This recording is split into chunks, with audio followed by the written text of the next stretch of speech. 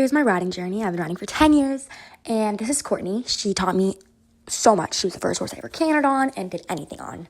This is Montana. She taught me so much. She was the first horse I ever cantered on off the lunge line, which is obviously a super big deal.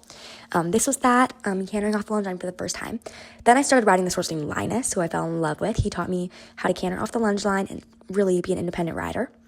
And I got to jump for the very first time ever, and it was an amazing experience, but he started getting old and couldn't do much anymore, so I started pony hopping, riding Gracie and Chester, and did my first horse show. I started riding Chester very consistently, really not riding anyone else, and he brought me to my first bigger horse shows, and I did so much on him. He gave me so many championship titles that I was so grateful for. This is Desi. I had to ride here over the summer for a couple months while my barn was in construction, but it was just temporary. It was awesome. I learned a lot. This is Choo Choo, the first pony I've ever helped kind of train, which was an amazing learning experience. And I finally went back to my barn and continued riding Chester, did even more horse shows with him, went to my first championship show, and he taught me so much more than any pony could ever teach me. And I started growing out of him and getting tall. And so I knew that this would be my last horse show on him.